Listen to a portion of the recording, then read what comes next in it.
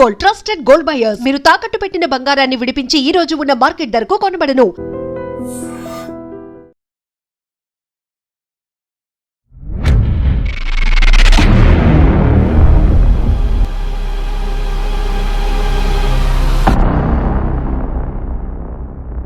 Welcome to lights of.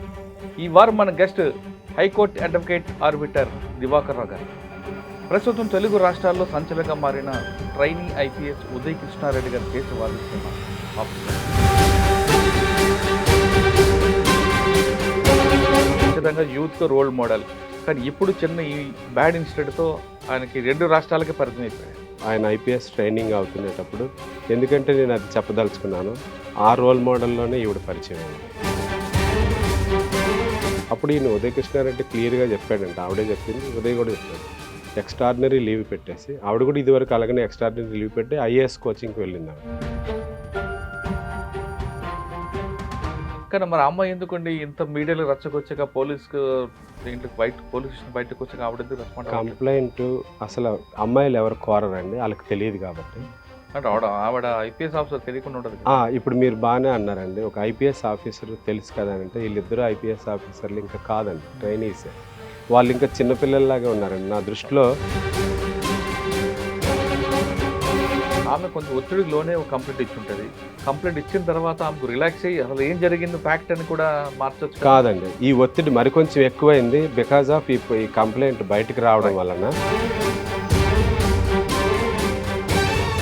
రేపు attempt చేశాడని రాయకుండా నన్ను బలవంతం చేయబోయాడు, రేపు కోసం కాదు హక్కు చేసుకున్నాడని, లేదు ఆ కండమ్స్ ముఖం మీద విసిరుకొట్టాడని, గొంతు పిసుకాడని, ఇది ఫస్ట్ కంప్లైంట్ ఉంది.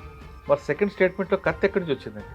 అదేనండి, ఎక్స్ట్రాగ్రేట్ చేయడం, appreciation of evidences, extra contents పెట్టడం. నేను ఇందాక అన్నాను కదా, ఐఫోన్ ఎక్కడుంది, సూసైడ్ నోట్ ఎవరు రాశారు, ఈ 2 నాకు తెలియదు అంటున్నాడు ఈయన. అది బ్రేక్ చేద్దామని సిపి గారు వచ్చారు. సిపి గారు రాగానే అంటే ఇంట్రాగేషన్లో బ్రేక్ చేయడానికి మాట్లాడారా, లేదు ఎన్కౌంటర్ చేస్తాను ఇటువంటి అంటే బయట స్టేట్మెంట్లు వస్తున్నారు జరిగింది. ఇప్పుడు ఏం జరిగిందంటేనండి, మార్నింగ్ నుంచి ఎక్స్క్లూజివ్గా క్వశ్చన్ మీద క్వశ్చన్ 3 ఆఫీసర్స్ అడుగుతూనే ఉన్నారు. ఉదయ్ కృష్ణారెడ్డికి ఇంకా చాలామంది అమ్మాయిలతో సంబంధాలు ఉన్నాయి, చాలామంది అమ్మాయిలకు మోసం చేస్తుంటాడని, కోచింగ్ సెంటర్లో తీసుకున్నప్పుడు అలాగే చేశాడని, ఇది ఒక హ్యాబిట్గా మార్చుకున్నాడు, ఈయనకు వచ్చిన గుడ్ విల్ని ఇలాగ మిస్యూజ్ చేశాడనేది వాళ్ళ ఎలిగేషన్. ఇది ఒక బ్లాటెంట్ లై అండి. బికాజ్ ఒక పర్సన్ చూస్తే ఒక ఒపీనియన్ వస్తుంది. సత్యనారాయణ గారు ఎన్కౌంటర్ చేస్తా అన్నారా లేదా అనేది ఆ టైంలో నేను లేనండి లోన్. కానీ వీళ్ళు బయటకు జడ్జిమెంట్ ఇచ్చారు, కోర్టులో చెప్పారు. నేను అప్పుడు చెప్పినప్పుడు నేను